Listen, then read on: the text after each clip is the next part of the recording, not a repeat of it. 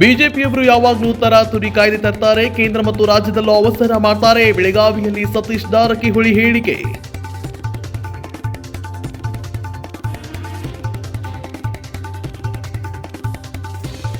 ವಿಧಾನಸಭೆ ಅಧಿವೇಶನ ಮುಗಿತು, ಉತ್ತರ ಕರ್ನಾಟಕದ ಬಗ್ಗೆ ಚರ್ಚೆಯಾದರೂ ಪರಿಹಾರ ಸಿಕ್ಕಿಲ್ಲ. ಸತೀಶ್ ಜೊತೆ S9 ಟಿವಿ ಚಿಟ್ಚಾಟ್.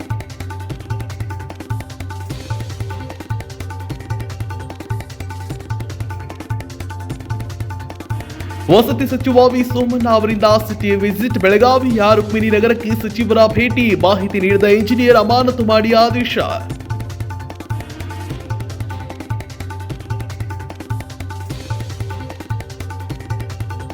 ಈಗಾಗಲೇ ಸರ್ಕಾರದ ಸ್ಪೀಡ್ ಕಡಿಮೆ ಮಾಡಿದ್ದೇವೆ, ಮುಂದಿನ 18 ತಿಂಗಳಲ್ಲಿ ಇನ್ನೂ ಕಡಿಮೆ ಮಾಡ್ತೇವೆ. ಬಿಜೆಪಿ ವಿರುದ್ಧ ಸತೀಶ್ ಜಾರಕಿಹೊಳಿ ಲೇವಡಿ.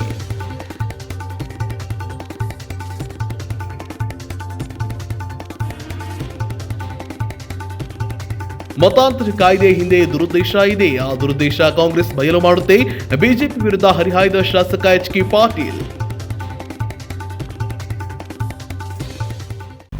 S9 ಟಿವಿ ನ್ಯೂಸ್ಗೆ ಸ್ವಾಗತ. ನಾನು ಪ್ರಸಾದ್. ವಿಧಾನಸಭೆ ಅಧಿವೇಶನ ಮುಗಿತಾ ಇರೋ ಬೆನ್ನಲ್ಲೇ ಇಂದು S9 ಟಿವಿ ಜೊತೆ ವಿಶೇಷ ಸಂದರ್ಶನ ನೀಡಿದ ಸತೀಶ್ ಜಾರಕಿಹೊಳಿ ಮಾತನಾಡಿದ್ದಾರೆ. ಬನ್ನಿ ಅವರೇನು ಮಾತಾಡಿದ್ದಾರೆ ಅಂತ ಕೇಳೋಣ. ಮತಾಂತರ ಕಾಯ್ದೆಯನ್ನು ತರಾತುರಿಯಲ್ಲಿ ಪಾಸ್ ಮಾಡಿದ್ರು ಸರ್. ಯಾವಾಗಲೂ BJP ಅವ್ರು ತರೋ ತರಾತುರಿಯಲ್ಲಿ ಕೇಂದ್ರದಲ್ಲಿ ಹಾಗೆ ಮಾಡ್ತಾರೆ. ಬೆಳಗ್ಗೆ ತರ್ತಾರೆ, ಸಾಯಂಕಾಲ ಪಾಸ್ ಮಾಡ್ತಾರೆ. ಇಲ್ಲೂ ಕೂಡ ಇವತ್ತಂದ್ರೆ ನಾಳೆ ಪಾಸ್ ಮಾಡ್ತಾರೆ. ಅದ್ರ ಬಗ್ಗೆ ಚರ್ಚೆ ಆಗೋಲ್ಲ. ನೀವು ಎಜುಕೇಷನ್ ಪಾಲಿಸಿ ಚರ್ಚೆ ಆಗಿಲ್ಲ, ಕೃಷಿ ಕಾಯ್ದೆಗಳ ಚರ್ಚೆ ಆಗಿಲ್ಲ, 10% ರಿಸರ್ವೇಷನ್ ಕೊಡುವಂಥದ್ರ ಬಗ್ಗೆ ಚರ್ಚೆ ಆಗಿಲ್ಲ. ಸೊ ಅವ್ರಿಗೆಲ್ಲ ಒಂದು ಕಡೆ ಆತಂಕ ಇದೆ, ಅದು ಬಹಿರಂಗೊಂಡ್ರೆ ಸೊ ಅದರಿಂದ ನಮಗೆ ತೊಂದರೆ ಆಗ್ತದೆ. ಹಿಂಗಾಗಿ ತರಾತುರಿಯಲ್ಲಿ ಮಾಡಿ ಜನರನ್ನು ಹೊಡೆಯುವಂಥ ಪ್ರಯತ್ನ ಮಾಡ್ತಾರೆ, ಅಷ್ಟೇ ಅದರ ಬಿಲ್ ಉದ್ದೇಶ. ಸರ್, ಚಳಿಗಾಲ ಅಧಿವೇಶನ 2 ವರ್ಷಗಳ ಮೇಲೆ ನಮ್ಮ ಬೆಳಗಾವಿಯಲ್ಲಿ ಸ್ಟಾರ್ಟ್ ಆಯಿತು ಸರ್. ಅಂದರೆ ಉತ್ತರ ಕರ್ನಾಟಕ ಮತ್ತು ಕಲ್ಯಾಣ ಕರ್ನಾಟಕದ ಯಾವುದೇ ರೀತಿಯಾದ ಮಾತುಗಳನ್ನು ಎತ್ತಲಿಲ್ಲ ಸರ್. ಅಲ್ಲ, ವಿರೋಧ ಪಕ್ಷದಿಂದ ಸಾಕಷ್ಟು ವಿಷಯಗಳನ್ನು ಸರ್ಕಾರದ ಗಮನಕ್ಕೆ ತಂದಿದ್ದಾರೆ, ಭಾಳಷ್ಟು ವಿಷಯಗಳನ್ನು. ಆದರೆ ಅದಕ್ಕೆ ಪರಿಹಾರ ಇಲ್ಲ. ಚರ್ಚೆ ಆಯಿತು, ಸರ್ಕಾರ ಕೇಳ್ಕೊಂತ ಅಷ್ಟೇ, ಬುಕ್ನಲ್ಲಿ ಬರ್ಕೊಂಡ್ರು ಡಿಸ್ಕಷನ್, ಆದರೆ ಪರಿಹಾರ ಇಲ್ಲ. ಇದಾಗಿದೆ ಅಷ್ಟೇ ಸರ್. ಸಾಲಗಂಟಲೆ ಪ್ರತಿಭಟನೆಗಳಾದ ಸರ್, ಯಾವುದೇ ಥರದ ಒಂದು ಕೂಡ ಸಾಲ್ವ್ ಆಗಲಿಲ್ಲ. ಯಾವುದೇ ಸೀರಿಯಸ್ ಗಂಭೀರವಾಗಿ ಸರ್ಕಾರ ಪರಿಗಣಿಸಿಲ್ಲ. ಸುಮಾರು ಒಂದು 60-70 ಪ್ರತಿಭಟನೆ ಆಗಿರ್ಬೇಕು ಕನಿಷ್ಠ ನನ್ನ ಲೆಕ್ಕ. ಅದು ಹೆಚ್ಚಾಗಿರ್ಬೇಕು, ಒಂದು 100ವರೆಗೆ ಪ್ರತಿಭಟನೆ ಆಗಿರ್ಬೋದು. ಅದಕ್ಕೆ ಯಾವುದೂ ಕೂಡ ಸರ್ಕಾರ ಗಂಭೀರವಾಗಿ ಪರಿಗಣಿಸಿಲ್ಲ ಅದನ್ನು, ಧರಣಿಗಳನ್ನು. ಅಂದರೆ ಉತ್ತರ ಕರ್ನಾಟಕದಲ್ಲಿ ಕಾಟಾಚಾರಕ್ಕೆ ಅಧಿವೇಶನ ನಡೆಸಿದ್ರು ಸರ್. ಅಷ್ಟೇ. ಇನ್ನು ಯಾಕಂದ್ರೆ 2 ವರ್ಷ ನಂತರ ಭಾಳ ಒತ್ತಡದ ನಂತರ ಮಾಡಿದ್ರು. ಬಹುಶಃ ಅದು ಬೊಮ್ಮಾಯಿಯವರು ಅಂತ ಮಾಡಿರೋದು, ಯಡಿಯೂರಪ್ಪ ಇದ್ರೆ ಬಹುಶಃ ಡೌಟ್ ಮಾಡ್ತಿರಲಿಲ್ಲ.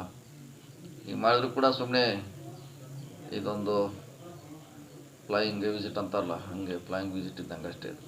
ಸುಮ್ಮನೆ ಬೆಳಗಾವಿಯಲ್ಲಿ ಬಂದು ಬೆಂಕಿ ಹಚ್ಚಿ ಹೋದ್ರೆ ಏನು ಅನಿಸ್ತಾರೆ ಸರ್ ಈ ಅಧಿವೇಶನ ಮಾಡೋದ್ರಿಂದ ಸರ್?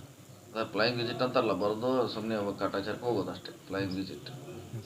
ಜನರು ಕೇಳ್ತಾರೆ ಸರ್, ದುಡ್ಡು ಖರ್ಚು ಮಾಡೋಕ್ಕಾರ ಇದು ಅಧಿವೇಶನ ನಡೆಸಿದ್ರು ಸರ್ಕಾರ. ಇಲ್ಲ, ಸರ್ಕಾರಕ್ಕೆ ದುಡ್ಡು ಏನು ಭಾಳದ ಏನೋ ಅಲ್ಲ, ಅದು ಖರ್ಚದೇನೋ 2 ಲಕ್ಷ ಕೋಟಿ ಬಜೆಟ್ನಲ್ಲಿ 20-30 ಕೋಟಿ ಖರ್ಚು ಮಾಡೋದು ಸರ್ಕಾರಕ್ಕೆ ಏನು ದೊಡ್ಡ ವಿಷಯ ಅಲ್ಲ. ಆದರೆ ಆ ಥರದ್ದು ಯುಟಿಲೈಸ್ ಆಗಬೇಕಲ್ಲ, ಉಪಯೋಗ ಆಗಬೇಕು. ಸೊ ಅದು ಉಪಯೋಗ ಆಗಿಲ್ಲ. ಹೀಗಾಗಿ ಇದು ಫ್ಲೈಯಿಂಗ್ ವಿಸಿಟ್ ಅಷ್ಟೇ, ಕಾಟಾಚಾರದ ಅಧಿವೇಶನ ಥರ ಮಾಡಿದ್ದಾರೆ ಅಷ್ಟೇ ಸರ್. ಕಡೆ ಮಾಡ್ತದೆ. ಇವತ್ತು ಇದೆ ಲಾಸ್ಟು ಪ್ರಚಾರ. ಇವತ್ತು ಸುಮಾರು 5 ಕಡೆ ಹೋಗ್ತಾ ಇದ್ದೀವಿ. ನಿನ್ನೆ ಕೂಡ ಹೋಗಿದ್ದೀವಿ, ಮೊನ್ನೆ ಕಿತ್ತೂರಿಗೆ ಹೋಗಿದ್ದೀವಿ ಸರ್. ವಿಧಾನ ಪರಿಷತ್ ಆಯಿತು, ಹಣಗಳ ಚುನಾವಣೆಯಲ್ಲಿ ಕಾಂಗ್ರೆಸ್ ಜಯಬರಿ ಆಯ್ತು. ಇದನ್ನು ಜಯಬರಿ ಬಾರಿಸ್ತೀವಿ ನಾವು. ಭಾಳಷ್ಟು ಪಟ್ಟಣ ಪಂಚಾಯತಿಯಲ್ಲಿ ಸರ್ ಕಾಂಗ್ರೆಸ್ ಅಧಿಕಾರ ಹಿಡಿದಿತ್ತು. ಅಂದರೆ ವಿಶೇಷ ಸರ್. ನಾವು ಮಾಡ್ತಾ ಇದ್ದೀವಿ. ನಾವು ಎಲ್ಲ ಸೀರಿಯಸ್ ಆಗಿ ನಮ್ಮ ಪಕ್ಷದ ಮುಖಂಡರು ಪ್ರಚಾರ ಮಾಡ್ತಾ ಇದ್ದೀವಿ.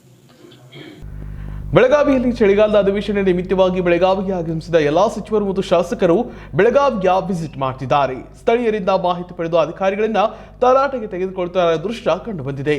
ಅದೇ ರೀತಿ ಬೆಳಗಾವಿಯ ರುಕ್ಮಿಣಿ ನಗರದಲ್ಲಿ ವಸತಿ ಸಚಿವ ವಿ ಸೋಮಣ್ಣ ಅವರು ಇಂಜಿನಿಯರ್ ಅವರಿಂದ ಅಮಾನತು ಮಾಡಿದ್ದಾರೆ. ಬೆಳಗಾವಿಯಲ್ಲಿ ಚಳಿಗಾಲದ ಅಧಿವೇಶನದ ನಿಮಿತ್ತವಾಗಿ ಬೆಳಗಾವಿಗೆ ಆಗಮಿಸಿದ ಎಲ್ಲ ಸಚಿವರು ಮತ್ತು ಶಾಸಕರು ತಮ್ಮ ಇಲಾಖೆಗೆ ಸಂಬಂಧಿಸಿದಂತೆ ಭೇಟಿ ನೀಡಿ ಸ್ಥಳೀಯರಿಂದ ಮಾಹಿತಿ ಪಡೆದು ಅಧಿಕಾರಿಗಳನ್ನ ತರಾಟೆಗೆ ತೆಗೆದುಕೊಳ್ತಾ ಇರೋದು ಕಂಡುಬಂದಿದೆ.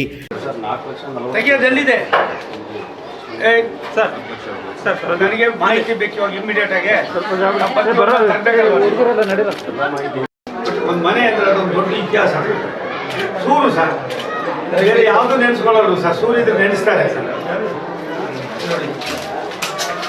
ಅದೇ ರೀತಿ ರುಕ್ಮಿಣಿ ನಗರದಲ್ಲಿ ವಸತಿ ಸಚಿವ ವಿ ಸೋಮಣ್ಣ ಅವರು ಎಂಜಿನಿಯರ್ನ ಅಮಾನತಿಗೆ ಆದೇಶ ಮಾಡಿದ್ದಾರೆ. ರುಕ್ಮಿಣಿ ನಗರದ ಸಮುದಾಯ ಭವನ ಹಾಗೂ ಪ್ರಧಾನಮಂತ್ರಿ ಆವಾಸ್ ಯೋಜನೆಯಲ್ಲಿ ನಿರ್ಮಾಣಗೊಂಡ ಮನೆಗಳ ಕುರಿತ ಸೂಕ್ತ ಮಾಹಿತಿಯನ್ನು ಒದಗಿಸದ ಎಂಜಿನಿಯರ್ ಅವರನ್ನ ಅಮಾನತುಗೊಳಿಸಿ ಆದೇಶ ಹೊರಡಿಸಿದ ವಸತಿ ಸಚಿವ ವಿ ಸೋಮಣ್ಣ. ಬೆಳಗಾವಿಯ ರುಕ್ಮಿಣಿ ನಗರಕ್ಕೆ ವಿ ಸೋಮಣ್ಣ ಭೇಟಿ ಹಿನ್ನೆಲೆಯಲ್ಲಿ ಕೊಳಗೇರಿ ಸ್ವಚ್ಛಗೊಳಿಸುವ ಕಾರ್ಯಕ್ಕೆ ಬೆಳಗಾವಿ ಕೊಳಗೇರಿ ನಿರ್ಮೂಲನಾ ಇಂಜಿನಿಯರ್ ಶಂಭುಲಿಂಗ ಅವರು ಕಾರ್ಯನಿರ್ವಹಿಸಿದ್ರು. ಇದನ್ನು ಗಮನಿಸಿದ ಸಚಿವರು ಸ್ಥಳೀಯರ ಮಾಹಿತಿಯ ಮೇರೆಗೆ ಇಂಜಿನಿಯರ್ ಶಂಭುಲಿಂಗ ಅವರಿಗೆ ವಸತಿ ಸಚಿವ ವಿ ಸೋಮಣ್ಣ ಅವರು ವಸತಿ ಗೃಹಗಳ ನಿರ್ಮಾಣ ಹಾಗೂ ವಿವಿಧ ಕಾಮಗಾರಿಗಳ ಕುರಿತು ಮಂಜೂರಾದ ವೆಚ್ಚ ಮತ್ತು ಖರ್ಚುಗಳ ಕುರಿತು ಅಧಿಕಾರಿಗಳಲ್ಲಿ ಮಾಹಿತಿಯನ್ನ ಕೇಳಿದ್ರು. ಎಲ್ಲ ಹಿಂಗೆ ಇಟ್ಕೊಂತಾನ. ಹಲೋ, ಬಿಲ್ ಮಾಡಿದ್ಯಾ? ಹೆಲ್ತ್ ಆಯ್ತದ ಮಣ್ಣು. ಹೌದು.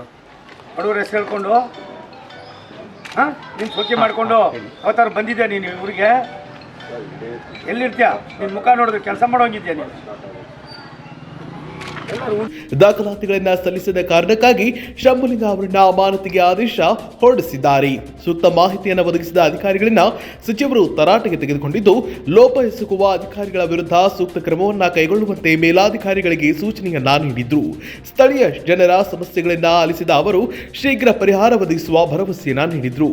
ಈ ಸಂದರ್ಭದಲ್ಲಿ ಶಾಸಕರಾದ ಅನಿಲ್ ಬೆನಕೆ, ಮಹೇಶ ಕೊಮಟಹಳ್ಳಿ, ಮಾತೇಶ ದೊಡ್ಡಗೌಡ ಹಾಗೂ ಸಂಬಂಧಪಟ್ಟ ಇಲಾಖೆ ಅಧಿಕಾರಿಗಳು ಉಪಸ್ಥಿತರಿದ್ದರು. ಈಗಾಗಲೇ ಬಿಜೆಪಿ ಸರ್ಕಾರದ ಸ್ಪೀಡ್ ಅನ್ನು ಕಡಿಮೆ ಮಾಡಿದ್ದೇವೆ. ಇನ್ನು 18 ತಿಂಗಳ ಅವಧಿಯಲ್ಲಿ ಮತ್ತಷ್ಟು ಸ್ಪೀಡ್ ಕಡಿಮೆ ಮಾಡಲಿದ್ದೇವೆ. ಪಟ್ಟಣ ಪಂಚಾಯಿತಿ ಚುನಾವಣೆಯಲ್ಲಿ ಕಾಂಗ್ರೆಸ್ ಪಕ್ಷವನ್ನು ಗೆಲ್ಲಿಸಿ ಅಂತ ಕೆಪಿಸಿಸಿ ಕಾರ್ಯಾಧ್ಯಕ್ಷ ಸತೀಶ್ ಜಾರಕಿಹೊಳಿ ಲೇವಡಿ ಮಾಡಿದ್ದಾರೆ. ಇದೇ ವೇದಿಕೆಯಲ್ಲಿ ಲಕ್ಷ್ಮೀ ಹೆಬ್ಬಾಳ್ಕರ್ ಕೂಡ ಭಾಷಣ ಮಾಡಿದ್ದಾರೆ.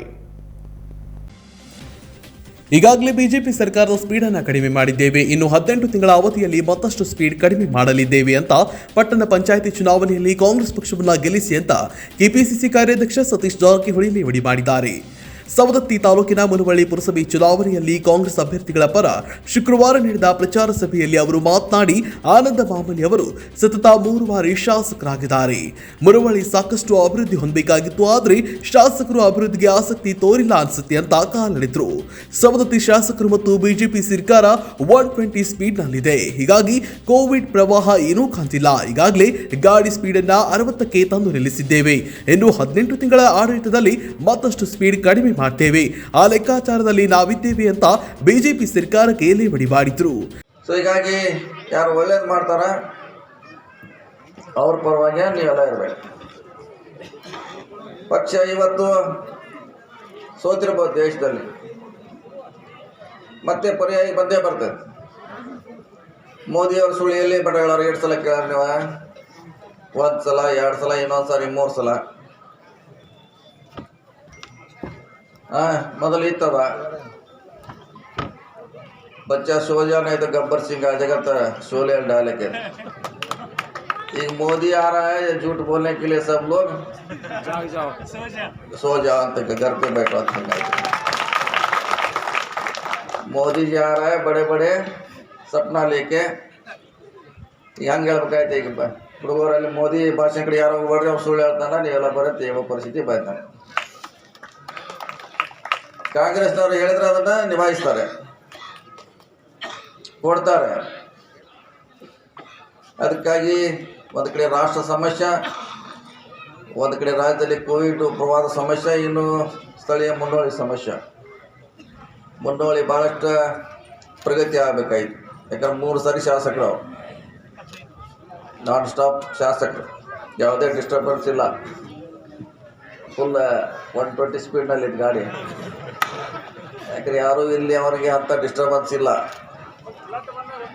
ಅದೇ ಅದಕ್ಕೆ 120 ಹೊಂಟಿದ್ದು ಗಾಡಿ. ಅದು ಯಾವುದು ಫ್ಲಡ್ಡು ಕಾಣೋಲ್ಲ, ಕೋವಿಡ್ ಕಾಣೋಲ್ಲ, ಯಾವುದು ಕಾಣೋಲ್ಲ. ಈಗ 60 ತಂದಿದ್ದೀವಿ, 60ಗೆ ತರಿಸೀವಿ, 60 ಸ್ಪೀಡ್ ತಂದಿದ್ದೀವಿ. ಇನ್ನೂ 18 ತಿಂಗಳೈತೆ, ಇನ್ನೂ ತರ್ತೀವಿ. ನಾವು ಅದಕ್ಕೆ ಲೆಕ್ಕಾಚಾರಕ್ಕೆ ಬಿದ್ದಿದ್ದೀವಿ.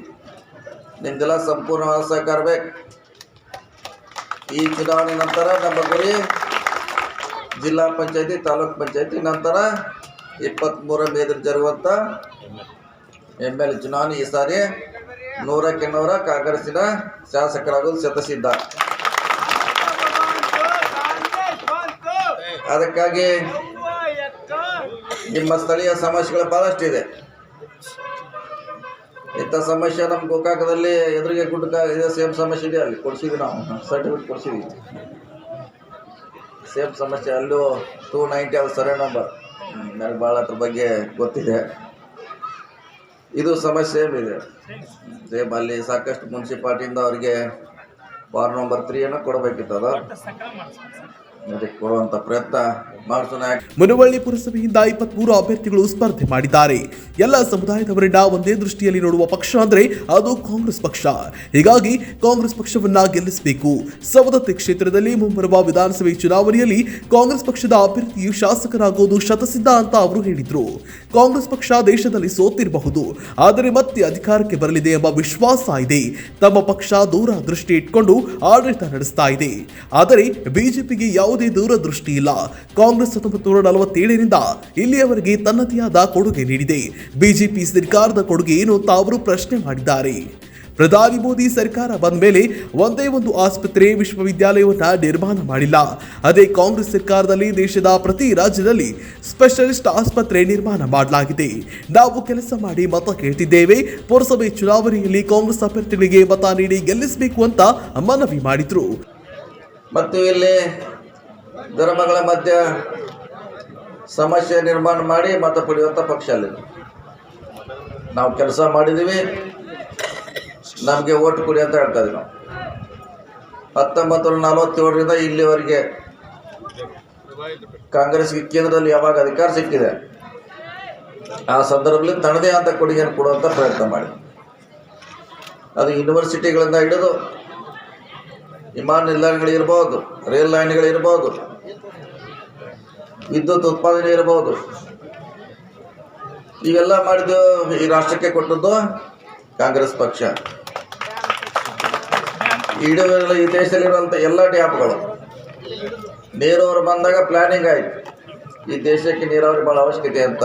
ಆದರೆ ಜಾರಿ ಬಂದದ್ದು ಹೆಚ್ಚು ಕಮ್ಮಿ ಇಂದಿರಾ ಗಾಂಧಿ ಅವ್ರು ಬಂದ ಮೇಲೆ. ನಿಮ್ಮ ಮುನ್ನೋಳಿ ಡ್ಯಾಮ್ ಹಿಡ್ಕೊಂಡು ಇದು ಎಲ್ಲನೂ ಹೆಚ್ಚು ಕಮ್ಮಿ. ಸೊ ಅದು ಅವ್ರ ದೂರದೃಷ್ಟಿ ಇತ್ತು. ಆದರೆ BJP ಅವರಿಗೆ ಯಾವುದೇ ದೂರದೃಷ್ಟಿ ಇಲ್ಲ. ಇದ್ದದನ್ನು ಮಾರಾಟ ಮಾಡುವಂಥ ಅದು ದೂರದೃಷ್ಟಿ. ಈ ತಿಂಗಳು ಯಾವ್ದು ಮಾರೋದು, ಮುಂದಿನ ತಿಂಗಳು ಏನು ಮಾರೋದು, ಅದು ದೂರದೃಷ್ಟಿ ಅದು BJP ಅವರು. ಮೋದಿ ಅವರು 7 ವರ್ಷ ಬಂದಾಗ ಒಂದೇ ಯೂನಿವರ್ಸಿಟಿ ನಿರ್ಮಾಣ ಆಗಿಲ್ಲ, ಒಂದೇ ಒಂದು ಒಳ್ಳೆಯ ಆಸ್ಪತ್ರೆ ನಿರ್ಮಾಣ ಆಗಿಲ್ಲ. ಕಾಂಗ್ರೆಸ್ ಇದ್ದಾಗ ಇಡೀ ಎಲ್ಲ ರಾಜ್ಯದಲ್ಲಿ ಹೆಡ್ ಕ್ವಾರ್ಟರ್ನಲ್ಲಿ ದೊಡ್ಡ ದೊಡ್ಡ ಆಸ್ಪತ್ರೆ ಇದೆ, ಸ್ಪೆಷಲೈಸ್. ಕ್ಯಾನ್ಸರ್ ಇರ್ಬೋದು, ನಿಮ್ಯಾಟ್ಸ್ ಇರ್ಬೋದು, ಡೆಲ್ಲಿಯಲ್ಲಿ ಇರ್ಬೋದು. ಇದು ಕಾಂಗ್ರೆಸ್ಸಿನ ದೂರದೃಷ್ಟಿ. ನಂತರ ಶಾಸಕಿ ಲಕ್ಷ್ಮೀ ಹೆಬ್ಬಾಳ್ಕರ್ ಅವರು ಮಾತನಾಡಿ, ಕೊರೋನಾ ಸಂದರ್ಭದಲ್ಲಿ ಬಡವರು ಹಸಿವಿನಿಂದ ಸಾಯುವಂತಹ ಪರಿಸ್ಥಿತಿ ಇತ್ತು. ಅಂತಹ ಸಂದರ್ಭದಲ್ಲಿ ಸಿದ್ದರಾಮಯ್ಯ ಸರ್ಕಾರದ ಅವಧಿಯ ಅನ್ನಭಾಗ್ಯ ಯೋಜನೆ ಬಡವರ ಹಸಿರು ನೀಗಿಸಿತು ಅಂತ ಅವರು ಹೇಳಿದ್ರು. ಕಾಂಗ್ರೆಸ್ ಸರ್ಕಾರದಲ್ಲಿ 5 ರೂಪಾಯಿ ಬೆಲೆ ಏರಿಕೆಯಾದ ಸಂದರ್ಭದಲ್ಲಿ BS ಯಡಿಯೂರಪ್ಪ ಅವರು ಬೆಳಗಾವಿಯಲ್ಲಿ ಚಕ್ಕಡಿ ಓಡಿಸಿ ಬೊಬ್ಬೆ ಹೊಡೆದಿದ್ರು. ಆದರೆ ಈಗ 100ರ ಗಡಿ ದಾಟಿದೆ. ಅಚ್ಚೇ ದಿನ ಆಯೇಗ ಅಂತ ಹೇಳಿ ಅಧಿಕಾರ ತೆಗೆದುಕೊಂಡ್ರು. ಈಗ ನಾವು ಅಚ್ಚೇ ದಿನ ಬೇಡ, ಹಳೆ ದಿನಗಳನ್ನೇ ಮರಳಿ ನೀಡಿ ಎನ್ನುವಂತಾಗಿದೆ ಎಂಬ ಮಾತಿನಲ್ಲಿ ಎತ್ತಿವಿದ್ರು. ಜನ ಸಾಯ್ತಾ ಇದ್ರು. ಆದ್ರೆ ಪುಣ್ಯ ಹತ್ಲಿ ಕಾಂಗ್ರೆಸ್ ಪಕ್ಷಕ್ಕೆ, ಪುಣ್ಯ ಹತ್ಲಿ ಆ ಪುಣ್ಯಾತ್ಮ ಸಿದ್ದರಾಮಯ್ಯ ಸಾಹೇಬ್ರಿಗೆ ಅವರು ಅನ್ನಭಾಗ್ಯ ಕಾರ್ಯಕ್ರಮಗಳನ್ನ ತಗೊಂಡು ಬಂದು ಬಡವರ 2 ಹೊತ್ತಿನ ಊಟವನ್ನ ಮಾಡುವಂತ ಒಂದು ಶಕ್ತಿಯನ್ನ ಕೊಟ್ರು. ಇವತ್ತು ಕಾಂಗ್ರೆಸ್ ಪಕ್ಷದ ಬಗ್ಗೆ ಬಹಳ ಜನ ಮಾತಾಡ್ತಾರೆ, ಆದ್ರೆ ನೀವು ವಿಚಾರ ಮಾಡ್ಬೇಕು. ತಾವೆಲ್ಲ ಬಿಸಿಲಲ್ಲಿ ಕೂತಿದ್ದೀರಾ, ಜಾಸ್ತಿ ಹೊತ್ತು ತಗೊಳ್ಳೋದಿಲ್ಲ.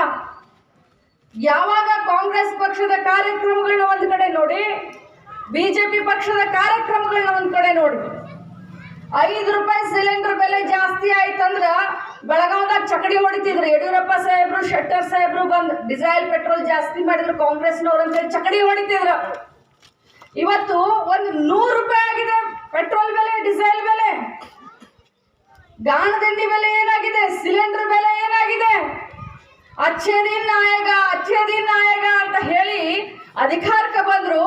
ಆದ್ರೆ ನಾವೀಗ ಏನ್ ಹೇಳ್ಬೇಕಾಗಿದೆ ಅಂದ್ರೆ, हमको अच्छे दिन नहीं चाहिए बाबा, हमको हमारे बुरे दिन चाहिए जो पुराने थे. ಹಿಂಗೆ ಹೇಳುವಂತ ಪರಿಸ್ಥಿತಿ ಬಂದಿದೆ. ಬರೀ ಜಾತಿ ಮಧ್ಯದಲ್ಲಿ ವಿಷ ಬೀಜ ಬಿತ್ತೋದು, ಜಾತಿ ರಾಜಕಾರಣ ಮಾಡೋದು, ಜಗಳ ಹಚ್ಚೋದು. ಬಂಧುಗಳೇ, ಇಲ್ಲಿ ಅಭ್ಯರ್ಥಿಗಳೆಲ್ಲ ಕೂತಿದ್ದಾರೆ. ಎಲ್ಲ ಧರ್ಮದವರು, ಎಲ್ಲ ಸಮಾಜದವರು ನಮ್ಮ ಕಾಂಗ್ರೆಸ್ ಪಕ್ಷದ ಅಭ್ಯರ್ಥಿ ಇದ್ದಾರೆ. ನಾವು ಜಾತಿ ರಾಜಕಾರಣ ಮಾಡೋದಿಲ್ಲ, ಆದರೆ ಯಾವ ಜಾತಿನಲ್ಲಿ ಹುಟ್ಟಿದೀವಿ ಅದರ ಅಭಿಮಾನವನ್ನು ಯಾವತ್ತೂ ಇಟ್ಕೊಂಡಿರ್ತೀವಿ. ನಾವು ಬಸವಣ್ಣನವರ ತತ್ವದ ಮೇಲೆ ರಾಜಕಾರಣ ಮಾಡುವಂಥವ್ರು ಕಾಂಗ್ರೆಸ್ ಪಕ್ಷದವರು. ಯಾಕಂತಂದ್ರೆ ಇವತ್ತು ಲಿಂಗಾಯತ ಧರ್ಮ ಹೆಂಗೆ ಹುಟ್ಟಿತ್ತು ಅಂತಂದ್ರೆ 12ನೇ ಶತಮಾನದಲ್ಲಿ ಕ್ರಾಂತಿ ಆಯಿತು. ಜಾತಿ ಬಡ್ದಾಡುವಂಥ ಸಂದರ್ಭದಲ್ಲಿ ಬಸವಣ್ಣನವರು ಎಲ್ಲ ಜಾತಿಯವರು ಬಂದು ಲಿಂಗ ಧಾರಣೆ ಮಾಡ್ಕೊಳ್ಳಿ, ಲಿಂಗಾಯತ ಧರ್ಮ ಅವಾಗ ಹುಟ್ಟಿತು. ಲಿಂಗಾಯತ ಧರ್ಮದಲ್ಲಿ ಎಲ್ಲ ಜಾತಿಯವರು ಸೇರಿದ್ರು. ಮುಸಲ್ಮಾನರು ಸೇರಿದ್ರು, ಜೈನರು ಸೇರಿದ್ರು, ಬ್ರಾಹ್ಮಣರು ಸೇರಿದ್ರು, ಹರಿಜನರು ಸೇರಿದ್ರು, ವಾಲ್ಮೀಕಿಯವರು ಸೇರಿದ್ರು. ಪ್ರತಿಯೊಬ್ಬರು ಸೇರಿದಾಗ ನಾವು ಲಿಂಗ ಧಾರಣೆ ಮಾಡಿಕೊಂಡು ನಾವು ಲಿಂಗಾಯತ ಆದ್ವಿ. ಬಸವಣ್ಣನವ್ರ ತತ್ವದ ಮೇಲೆ ನಡೀತಾ ಇದ್ದೀವಿ. ಅದೇ ತತ್ವದ ಮೇಲೆ ಕಾಂಗ್ರೆಸ್ ಪಕ್ಷ ಇವತ್ತು ನಿಂತ್ಕೊಂಡಿದೆ. 27ನೇ ತಾರೀಕು ಚುನಾವಣೆ, 100% ಮತದಾನ ಆಗಬೇಕು. ಎಲ್ಲಿ ಮದುವೆ ಐತಂತ ನೀವೆಲ್ಲಾದ್ರೂ ಹೋಗೋದಾಗ್ಲಿ, ಏನೋ ಕುಬುಸ್ ಐತಂತ ಹೋಗೋದಾಗ್ಲಿ, ಜಾತ್ರೆ ಐತಂತ ಹೋಗೋದಾಗ್ಲಿ ಮಾಡಿದ್ರೆ ನೀವು 5 ವರ್ಷ ಕಷ್ಟವನ್ನು ಅನುಭವಿಸ್ಬೇಕಾಗುತ್ತೆ. 2023ಕ್ಕೆ ಕರ್ನಾಟಕ ರಾಜ್ಯದಲ್ಲಿ ಸತೀಶಣ್ಣ ನೇತೃತ್ವದಲ್ಲಿ ಖಂಡಿತವಾಗ್ಲೂ ನಮ್ಮ ಸರ್ಕಾರ, ಕಾಂಗ್ರೆಸ್ ಪಕ್ಷದ ಸರ್ಕಾರ ಬಂದೇ ಬರುತ್ತೆ. ಸೌದತ್ತಿನಲ್ಲೂ ಕೂಡ ಅವರ ನೇತೃತ್ವದಲ್ಲಿ ಕಾಂಗ್ರೆಸ್ ಪಕ್ಷದ MLA ಆಗೇ ಆಗ್ತಾರೆ. ಆ ವಿಶ್ವಾಸ. ಬಳಿಕ ಕೆಪಿಸಿಸಿ ಕಾರ್ಯಾಧ್ಯಕ್ಷ ಸತೀಶ್ ಜಾರಕಿಹೊಳಿ, ಶಾಸಕಿ ಲಕ್ಷ್ಮೀ ಹೆಬ್ಬಾಳ್ಕರ್, ಕಾಂಗ್ರೆಸ್ ಮುಖಂಡರು ಮುನವಳ್ಳಿ ಪುರಸಭೆಯ 23 ಅಭ್ಯರ್ಥಿಗಳ ಪರ ಭರ್ಜರಿ ಪ್ರಚಾರ ನಡೆಸಿದರು. ಈ ಸಂದರ್ಭದಲ್ಲಿ ಮಾಜಿ ಶಾಸಕ RB ಪಾಟೀಲ್, ಬೆಳಗಾವಿ ಗ್ರಾಮೀಣ ಜಿಲ್ಲಾಧ್ಯಕ್ಷ ವಿನಯ್ ನಾವಲಗಟ್ಟಿ, ವಿಶ್ವಾಸ ವೈದ್ಯ, ರವೀಂದ್ರ ಯಲಿಗಾರ್, ಪಂಚನಗೌಡರ ದ್ಯಾಮನಗೌಡರು, ರಮೇಶ್ ಬಾಳಿ, ಪಂಚಪ್ಪ ಮಲ್ಲಾಡ, ಫಕೀರಪ್ಪ ಸೌರಭ್ ಸೇರಿದಂತೆ ಇತರರು ಹಾಜರಿದ್ದರು. ಮತಾಂತರ ಕಾಯ್ದೆ ಹಿಂದಿರುವ ದುರುದ್ದೇಶವನ್ನ ಕಾಂಗ್ರೆಸ್ ಬಯಲಿಗೆಳೆಯಲಿದೆ. ಜಾತ್ಯತೀತ ಸಮಾಜ ನಿರ್ಮಾಣ ಮಾಡೋದಕ್ಕೆ ಕೋಮು ಸೌಹಾರ್ದತೆ ಸೃಷ್ಟಿ ಮಾಡಲು ಕಾಂಗ್ರೆಸ್ ಬದ್ಧ ಅಂತ ಗದಗದಲ್ಲಿ ಕಾಂಗ್ರೆಸ್ ಶಾಸಕ HK ಪಾಟೀಲ್ ಹೇಳಿಕೆ ನೀಡಿದ್ದಾರೆ. ಬಿಜೆಪಿಯವರು ಸಮಾಜದಲ್ಲಿ ವಾತಾವರಣ ಕೆಡಿಸುವುದಕ್ಕೆ ಮುಂದಾಗಿದ್ದಾರೆ. ಸುಧಾರಿಸಲು ಅವರಿಗೆ ಮನಸ್ಸಿಲ್ಲ. ಕಾಯ್ದೆ ಜಾರಿಯಂತಹ ಕೆಲಸದಿಂದ ಅವರು ಅವನತಿ ಹೊಂದಲಿದ್ದಾರೆ ಅಂತ ಅವರು ಹೇಳಿದ್ದಾರೆ. ಮತಾಂತರ ಕಾಯ್ದೆ ಹಿಂದಿರುವ ದುರುದ್ದೇಶವನ್ನ ಕಾಂಗ್ರೆಸ್ ಬಯಲಿಗೆಳೆಯಲಿದೆ. ಜಾತ್ಯತೀತ ಸಮಾಜ ನಿರ್ಮಾಣ ಮಾಡುವುದಕ್ಕೆ ಕೋಮು ಸೌಹಾರ್ದ ಸೃಷ್ಟಿ ಮಾಡಲು ಕಾಂಗ್ರೆಸ್ ಬದ್ಧ ಅಂತ ಗದಗದಲ್ಲಿ ಕಾಂಗ್ರೆಸ್ ಶಾಸಕ HK ಪಾಟೀಲ್ ಹೇಳಿಕೆ ನೀಡಿದ್ದಾರೆ. ಬಿಜೆಪಿಯವರು ಸಮಾಜದಲ್ಲಿ ವಾತಾವರಣ ಕೆಡಿಸುವುದಕ್ಕೆ ಮುಂದಾಗಿದ್ದಾರೆ. ಸುಧಾರಿಸಲು ಅವರಿಗೆ ಮನಸ್ಸಿಲ್ಲ. ಕಾಯ್ದೆ ಜಾರಿಯಂತಹ ಕೆಲಸದಿಂದ ಅವರು ಅವನತಿ ಹೊಂದಲಿದ್ದಾರೆ. ಚುನಾವಣೆ ಪ್ರಚಾರದ ಹಿನ್ನೆಲೆಯಲ್ಲಿ ಸದನದಲ್ಲಿ ಪಾಲ್ಗೊಳ್ಳಲು ಆಗಿಲ್ಲ. ಗದಗದ ಬೆಟಗೇರಿ ನಗರಸಭೆ ಚುನಾವಣೆ ವಿಚಾರಕ್ಕೆ ಸಂಬಂಧಪಟ್ಟಂತೆ ಮಾತನಾಡಿದ ಅವರು, ಗದಗದ ಬೆಟಗೇರಿಯಲ್ಲಿ 27ನೇ ತಾರೀಕು ಚುನಾವಣೆ ನಡೆಯಲಿದೆ. ನಾಳೆ ಒಂದು ದಿನ ಬಹಿರಂಗ ಪ್ರಚಾರಕ್ಕೆ ಅವಕಾಶ ಇರಲಿದೆ. ಕಾಂಗ್ರೆಸ್ ನಗರಸಭೆಯ 35 ವಾರ್ಡ್ಗಳಲ್ಲಿ ಅಭ್ಯರ್ಥಿಗಳನ್ನ ಕಣಕ್ಕಿಳಿಸಿದೆ. ಬಹುತೇಕ ವಾರ್ಡ್ಗಳಲ್ಲಿ ಪ್ರಚಾರ ಮಾಡಿದ್ದೇನೆ. ಕಾಂಗ್ರೆಸ್ ಬಹುಮತ ಪಡೆಯುವ ವಿಶ್ವಾಸ ಇದೆ. ಕಳೆದ 3 ವರ್ಷ ಆಡಳಿತಾಧಿಕಾರಿಗಳನ್ನ ಬಳಸಿ ಬಿಜೆಪಿ ಕೆಟ್ಟ ಆಡಳಿತ ನೀಡಿದೆ. ಮೂಲಸೌಕರ್ಯ ವ್ಯವಸ್ಥೆಗಳಿಗೆ ಮೇಂಟೆನೆನ್ಸ್ ಕೂಡ ಇಲ್ಲ. ಕುಡಿಯುವ ನೀರಿನ ಯೋಜನೆ ಅನುಷ್ಠಾನಗೊಂಡಿಲ್ಲ. ಆದರ್ಶ ನಗರ ಆಗಬೇಕು ಅನ್ನೋ ನಿಟ್ಟಿನಲ್ಲಿ ಕಾಂಗ್ರೆಸ್ ಕೆಲಸ ಮಾಡಿದೆ ಅಂತ ಅವರು ಹೇಳಿದ್ದಾರೆ. ಗದಗ ನಗರಸಭೆ ಚುನಾವಣೆ 27ನೇ ತಾರೀಕಿಗೆ ನಡೀತಾ ಇದೆ. ನಾಳೆ ಒಂದು ದಿವಸ ಮಾತ್ರ ಪ್ರಚಾರಕ್ಕೆ ಸಮಯ. ನಮ್ಮ ಕಾಂಗ್ರೆಸ್ ಪಕ್ಷ 35 ಅಭ್ಯರ್ಥಿಗಳನ್ನು ಸ್ಪರ್ಧೆ ಕಣಕ್ಕೆ ಇಳಿಸಿದೆ. ನಗರಸಭೆಯ ಬಹುತೇಕ ವಾರ್ಡ್ಗಳಲ್ಲಿ ನಾನು ಪ್ರಚಾರ ಕಾರ್ಯಕ್ರಮವನ್ನು ಮಾಡಿದ್ದೇನೆ. ನನಗೆ ಅತ್ಯಂತ ಸಂತೋಷ ಅಂದರೆ ನಮ್ಮ ಗದಗಿನಲ್ಲಿ ಮತ್ತೆ ನಗರಸಭೆಯಲ್ಲಿ ಕಾಂಗ್ರೆಸ್ಸಿನ ಬಹುಮತ ಬರ್ತದೆ ಅನ್ನುವಂಥ ವಿಶ್ವಾಸ ನನಗೆ ಮೂಡಿದೆ. ಗದಗಿನ ನಾಗರಿಕರು ಹಲವಾರು ವಿಚಾರದಲ್ಲಿ ನಾವು ಎಷ್ಟೇ ಉತ್ತಮವಾಗಿರ್ತಕ್ಕಂಥ ಇನ್ಫ್ರಾಸ್ಟ್ರಕ್ಚರ್ ತಂದ್ರೂ ಸಹಿತ ಕಳೆದ 3 ವರ್ಷ ಆಡಳಿತಾಧಿಕಾರಿಯ ಕೈಯೊಳಗೆ ನಗರಸಭೆ ಇಟ್ಕೊಂಡು BJP ಸರ್ಕಾರ ಅತ್ಯಂತ ಕೆಟ್ಟದಾದ ಆಡಳಿತವನ್ನು ಕೊಟ್ಟಿದೆ. ಸರಿಯಾಗಿ ಮೂಲಭೂತ ವ್ಯವಸ್ಥೆಗೆ, ಮೂಲಭೂತ ಸೌಕರ್ಯಗಳಿಗೆ ಮೇಂಟೆನೆನ್ಸ್ ಇಲ್ಲ. ಕುಡಿಯೋ ನೀರನ್ನು ಪ್ರತಿ ದಿವಸ ಕೊಡುವಂಥ ಯೋಜನೆ ತಂದಿದ್ದರೂ ಸಹಿತ ಆ ಯೋಜನೆಯನ್ನು ಸರಿಯಾಗಿ ಅನುಷ್ಠಾನಗೊಳಿಸಿಲ್ಲ. ಡ್ರೈನೇಜ್ ಸಿಸ್ಟಮ್ ಅಲ್ಲಲ್ಲಿ ಕಡ್ದಿದ್ದಾರೆ. ನಾವು ಹಾಕಿರ್ತಕ್ಕಂಥ ಸಿಮೆಂಟ್ ರೋಡ್ ಕೆಡಿಸಿದ್ದಾರೆ. ಅವುಗಳನ್ನು ದುರಸ್ತಿ ಕಾರ್ಯ ಮಾಡಿಲ್ಲ. ಒಟ್ಟಾರೆ ನಾವೇನೋ ಒಂದು ಆದರ್ಶ ಗದಗ ಆಗಬೇಕು, ಆದರ್ಶ ನಗರ ಆಗಬೇಕು ಗದಗ ಅಂತೇಳಿ ನಾನು ಈ ಚುನಾವಣೆ ಸಲುವಾಗಿ ಸದನದಲ್ಲಿ ಪಾಲ್ಗೊಳ್ಳೋದಕ್ಕೆ ಆಗಿಲ್ಲ. ನಮ್ಮ ಪಕ್ಷ ಅದನ್ನು ತೀವ್ರವಾಗಿ ಏನು ಅವರು ದುರುದ್ದೇಶ ಇದೆ ಆ ದುರುದ್ದೇಶವನ್ನು ಬಯಲಿಗೆಳಿತಾರೆ. ನಾನು ಇಷ್ಟೇ ಹೇಳ್ಬೋದು, ಕಾಂಗ್ರೆಸ್ ಪಕ್ಷ ತನ್ನ ನಿಲುವನ್ನು ಜಾತ್ಯತೀತ ಸಮಾಜವನ್ನು ನಿರ್ಮಾಣ ಮಾಡೋದಕ್ಕೆ, ಕೋಮು ಸೌಹಾರ್ದಯುತವಾಗಿರ್ತಕ್ಕಂಥ ವಾತಾವರಣವನ್ನು ಸೃಷ್ಟಿ ಮಾಡೋದಕ್ಕೆ, ಸರ್ವ ಜನಾಂಗದ ಶಾಂತಿಯ ತೋಟವನ್ನು ಮಾಡೋದಕ್ಕೆ ಕಾಂಗ್ರೆಸ್ ಕಟಿಬದ್ಧವಾಗಿದೆ. ಆ ಕೆಲಸವನ್ನು ಮಾಡ್ತಾರೆ. ಅದೇನು ಯಾರಿಗೂ ಸೀಕ್ರೆಟ್ ಏನಲ್ಲ, ಅದು ಬಹಿರಂಗನ ಇದೆ. BJPಯವರು ಸಮಾಜದಲ್ಲಿ ವಾತಾವರಣ ಕೆಡಿಸೋದಕ್ಕೆ ಪ್ರಯತ್ನಿಸ್ತಿದ್ದಾರೆ ಹೊರತು ಅದನ್ನು ಸುಧಾರಿಸಬೇಕು ಅನ್ನುವಂಥದ್ರ ಕಡೆ ಅವರ ಗಮನನೇ ಇಲ್ಲ. ಆ ರೀತಿ ಅವರು ಏನು ಮಾಡ್ತಾ ಇದ್ದಾರೆ, ಅದರಿಂದ ಬಹಳಷ್ಟು ಹಾನಿಯನ್ನು ಅವರು ಹೊಂದ್ತಾರೆ ಅನ್ನೋದು ಸ್ಪಷ್ಟ. ಕಲ್ಯಾಣ ಟೆಕ್ಸ್ಟೈಲ್ಸ್ ಕೋಕಾ ಕಣ್ಮನ ತಣಿಸುವ ಅಂದದ ಬಟ್ಟೆಗಳು, ನಾರಿ ನಲಿಯುವ ಸೀರೆ ಭಂಡಾರವು ಕಲ್ಯಾಣ ಟೆಕ್ಸ್ಟೈಲ್ಸ್ ಕೋಕಾ.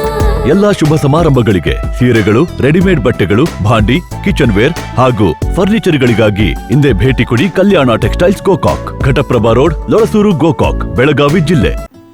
ಈ ವರ್ಷ ಗೌರೀಶ್ ಅಕ್ಕಿ ಸಾರಥ್ಯದ ಆಲ್ಮಾ ಮೀಡಿಯಾ ಸ್ಕೂಲ್ ಉತ್ತರ ಕರ್ನಾಟಕದ 5 ಮಂದಿ ಹೆಣ್ಣು ಮಕ್ಕಳಿಗೆ ಸ್ಕಾಲರ್ಶಿಪ್ ಜೊತೆಗೆ ಉಚಿತ ವಸತಿ ವ್ಯವಸ್ಥೆ ನೀಡಲು ನಿರ್ಧರಿಸಿದೆ. ಆಸಕ್ತರಿಗೆ ಶೇರ್ ಮಾಡಿ. ದೂರವಾಣಿ ಸಂಖ್ಯೆ 7259794901. Alma Media school 365@gmail.com. Alma Media school. ಪ್ರಕೃತಿ ವಿಕೋಪಕ್ಕೆ ನಲುಗಿರುವ ಉತ್ತರ ಕರ್ನಾಟಕದ ಆಸಕ್ತ ಹೆಣ್ಣು ಮಕ್ಕಳಿಗೆ ಈ ನಮ್ಮ ಪ್ರಯತ್ನ ತಲುಪುವ ನಿಟ್ಟಿನಲ್ಲಿ ಸಾಧ್ಯವಾದಷ್ಟು ಶೇರ್ ಮಾಡಿ. Integrated course of television, print, digital and radio, PG diploma in modern news practice. Alma Media School, AMC City College, 33rd road, 2nd main, 7th block, Jayanagar, Bengaluru 560070. ವಿಧಾನಸಭೆ ಅಧಿವೇಶನ ಮುಗಿತಾ ಇರೋ ಬೆನ್ನಲ್ಲೇ ಇಂದು S9 ಟಿವಿ ಜೊತೆ ಚಿಟ್ಚಾಟ್ನಲ್ಲಿ ಮಾತನಾಡಿದ ಸತೀಶ್ ಜಾರಕಿಹೊಳಿ ಮಾತನಾಡಿದ್ದಾರೆ. ಬನ್ನಿ ಅವರೇನು ಮಾತಾಡಿದ್ದಾರೆ ಅಂತ ಕೇಳೋಣ. ಬೆಳಗಾವಿ ಅಧಿವೇಶನ ನಡೀತಾ ಇದ್ದು 10 ದಿನಗಳ ಕಾಲ ಸತೀಶ್ ಜಾರಕಿಹೊಳಿ ನಂಬಿದ್ದಾರೆ. ಅವ್ರು ಏನು ಹೇಳ್ತಾರೆ ಸರ್? ಬೆಳಗಾವಿಯಲ್ಲಿ ಅಧಿವೇಶನ ನಡೀತು ಸರ್ 10 ದಿನಗಳ ಕಾಲ. ತಾವೇನು ಹೇಳ್ತೀರಾ ಸರ್? ಅಧಿವೇಶನ ಯಾವ ಥರ ನಡೀತಾರೆ? ಅಧಿವೇಶನ ನಡೆದಿದೆ, ಆದರೆ ಹೆಚ್ಚು ಗಲಾಟೆ, ಮಂದಿ ಬಟ್ಟೆ ಇದಕ್ಕೆ ಹೆಚ್ಚು ಸಮಯ ಹೋಗಿದೆ. ಉತ್ತರ ಕರ್ನಾಟಕ ಬಗ್ಗೆ ಹೆಚ್ಚು ಚರ್ಚೆ ಆಗಿದೆ, ಆದರೆ ಸರ್ಕಾರದ ಪರಿಹಾರ ಘೋಷಣೆ ಆಗಿಲ್ಲ. ಚರ್ಚೆ ಆಗಿದೆ, ಸಾಕಷ್ಟು ಏನು ಅವಶ್ಯಕತೆ ಇದೆ. ವಿಶೇಷವಾಗಿ ಕೃಷ್ಣ ಬೆಲ್ಲಡ್ಡಿ ಯೋಜನೆ ಭಾಳ ಪ್ರಾರಂಭ ಆಗಿದೆ. ಅದು ಭಾಳ ದೊಡ್ಡ ಕನಸಿನ ಯೋಜನೆ ಉತ್ತರ ಕರ್ನಾಟಕ. ಸೊ ಅದ್ರ ಬಗ್ಗೆ ಚರ್ಚೆ ಆಯಿತು, ಯಾರ ಪರಿಹಾರ ಇಲ್ಲ. ಸರ್, ಕಲ್ಯಾಣ ಕರ್ನಾಟಕ ಇಷ್ಟಂತ ನಿಧಿ ಅಂತ ಇಟ್ಟು ಹೇಳಿದ್ರು, ಅದು ಎಲ್ಲೇ ಒಂದು ಸ್ವಲ್ಪ ಎಡವಟ್ಟು ಆಯ್ತಂತ ಸರ್ಕಾರ. ಇಲ್ಲ, ಸಾಕಷ್ಟು ದುಡ್ಡು ಬರೋ ಬಜೆಟ್ನೆಲ್ಲರೂ ಕೊಡಬೇಕು. ಬರುವಂಥ ಬಜೆಟ್ನಲ್ಲಿ ಕೊಟ್ಟರೆ ಅನುಕೂಲ ಆಗ್ತದೆ. ಸರ್, ವಿಶೇಷವಾಗಿ ಪಟ್ಟಣ ಪಂಚಾಯತ್ ಚುನಾವಣೆ ನಡೀತಾ ಇದೆ ಸರ್, ಅದ್ರ ಬಗ್ಗೆ ತಾವು ಏನು ಹೇಳ್ತೀರಿ ಸರ್? ಪಟ್ಟಣ ಪಂಚಾಯತಿ ಸಂಪೂರ್ಣವಾದ ತಯಾರಿ ಮಾಡಿದ್ದೀವಿ. ಇಡೀ ಕಾಂಗ್ರೆಸ್ಸಿನ ಎಲ್ಲ ಮುಖಂಡರು ಸುಮಾರು 12 ಕಡೆ ಚುನಾವಣೆ, ಜಿಲ್ಲೆಯಲ್ಲಿ 12 ಕಡೆ, ಎಲ್ಲ ಕಡೆ ನಾವು ಪ್ರಚಾರ ಮಾಡ್ತಾ ಇದ್ದೀವಿ. ಕಾಂಗ್ರೆಸ್ ಗೆಲ್ಲುವ ನಿಶ್ಚಿತ ಇದೆಯಾ ಸರ್? ಖಂಡಿತವಾಗಿ ಗೆಲ್ತೀವಿ, ಗೆಲ್ಲುವಂಥ ಎಲ್ಲ ಅವಕಾಶ ಇದೆ. ಸರ್, ಮುಂದೆ ಬರುವಂಥ ಚುನಾವಣೆ ಇದೆ ಸರ್ 23ಕ್ಕೆ, ಅಂದರೆ ದಿಕ್ಸೂಚಿ ಆಗ್ಬೋದು ಸರ್ ಇದು? ಖಂಡಿತ ಆಗುತ್ತೆ. ನಮ್ಮ ಗುರಿ ಕೂಡ ಅದೇ ಆಗಿದೆ, ನಮ್ಮ ಗುರಿಯ ಅದೇ ಆಗಿದೆ. ಸತೀಶ್ ಜಾರಕಿಹೊಳಿ CM ಅಂತ ಒಂದು ಘೋಷಣೆ ಹೇಳ್ತಾ ಇದ್ದಾರೆ, ಎಲ್ಲ ಯುವಕರು ಹೇಳ್ತಾ ಇದ್ದಾರೆ, ಅದ್ರ ಬಗ್ಗೆ ತಾವೇನು ಹೇಳ್ತಾರೆ? ಇಲ್ಲ, ಅದ್ರ ಬಗ್ಗೆ ನಮ್ಮದೇನು CM ಅಂತ ನಾವು ಎಲ್ಲೂ ಹೇಳಿಲ್ಲ, ನಾವು ಮಾತ್ರ ಪ್ರಯತ್ನ ಕೂಡ ಮಾಡ್ತಾ ಇಲ್ಲ. ಯಾರೇ ನಮ್ಮ ಸರ್ಕಾರ ರಾಜ್ಯದಲ್ಲಿ ಬರಬೇಕಲ್ಲ, ನಮ್ಮ ಗುರಿ. ಸರ್, ಮೇಕೆದಾಟು ಯೋಜನೆ ಬಗ್ಗೆ ಒಂದು ಪಾದಯಾತ್ರೆ ಕಾರ್ಯಕ್ರಮ ಮಾಡ್ಕೊಂಡು DK ಶಿವಕುಮಾರ್ ಅವರು ಹೇಳ್ತಾ ಇದ್ದಾರೆ, ಅದ್ರ ಬಗ್ಗೆ ತಾವೇನು ಹೇಳ್ತೀರಾ ಸರ್? ಹೌದು, ಅದು ಅವೇರ್ನೆಸ್ ಮಾಡಲಿಕ್ಕೆ ಮಾಡ್ತಾ ಇದ್ದೀವಿ. ಯಾಕಂದರೆ ಅದು ಕುಡಿಯುವ ನೀರು ಯೋಜನೆಗೆ ಭಾಳ ಅವಶ್ಯಕತೆ ಇದೆ. ಸೊ 9ರಿಂದ ಪಾದಯಾತ್ರೆ ಪ್ರಾರಂಭ ಮಾಡಿ ನಾವು ಕೂಡ ಭಾಗವಹಿಸ್ತೀವಿ. ಮತ್ತು ಮತದಾರ ಮಾತನಾಡುವಂಥ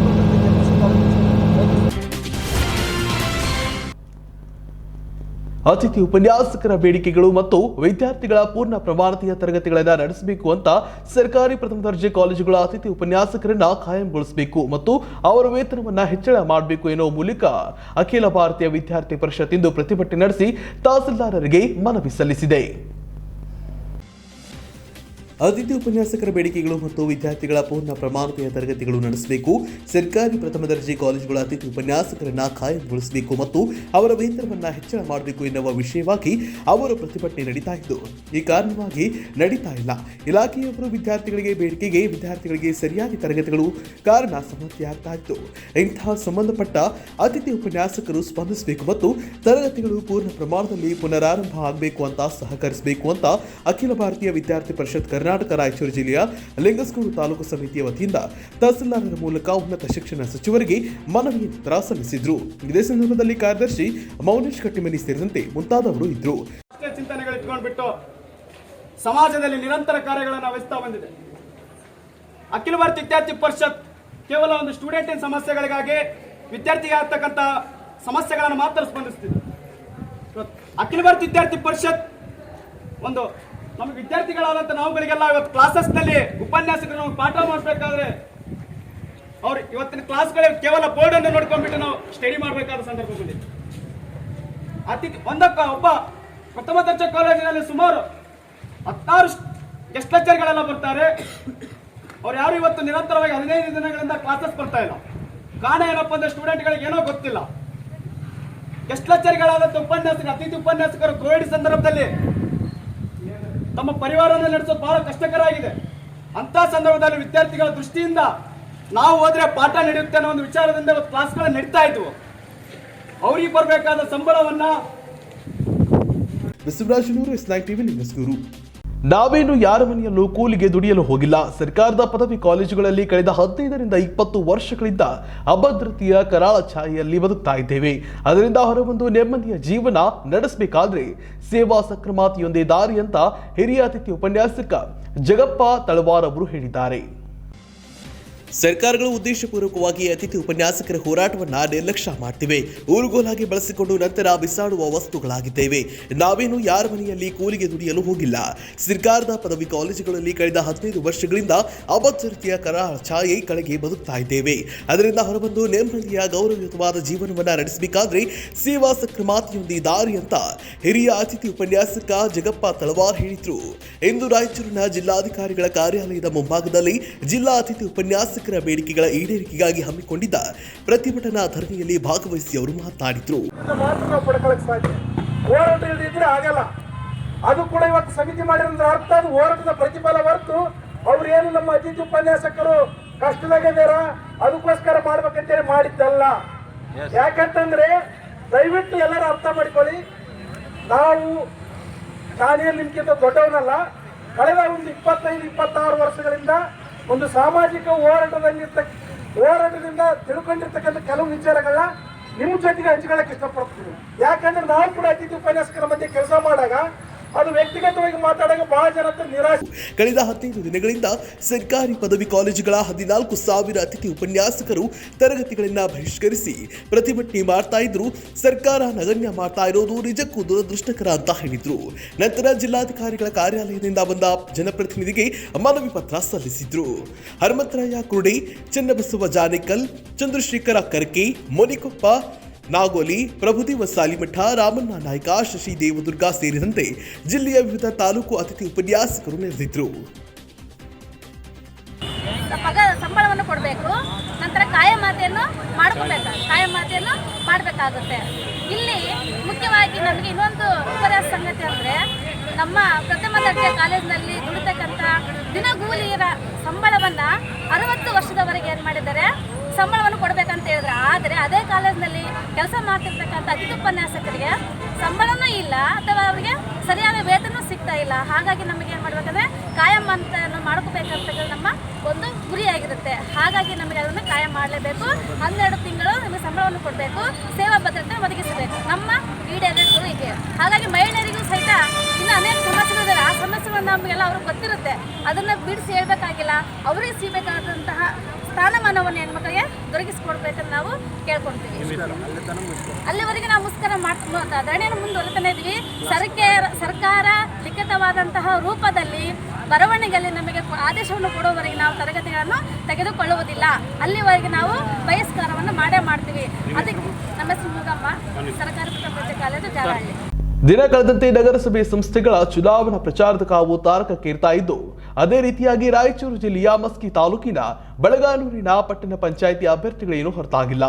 ಅದರಲ್ಲೂ 5ನೇ ವಾರ್ಡ್ನ ಬಿಜೆಪಿ ಅಭ್ಯರ್ಥಿ ನೂರ್ಜಹಾನ್ ಬೇಗಂ ಅವರು ಪಾದರಸದಂತೆ ದಿನಕ್ಕೆ 2 ಬಾರಿ ಪ್ರಚಾರ ಮಾಡಿ ಮತದಾರರ ಮನೆ ಬಾಗಿಲಿಗೆ ಹೋಗಿ ನಮಸ್ಕಾರ ಮಾಡ್ತಾ ಮತಯಾಚನೆ ಮಾಡ್ತಿದ್ದಾರೆ.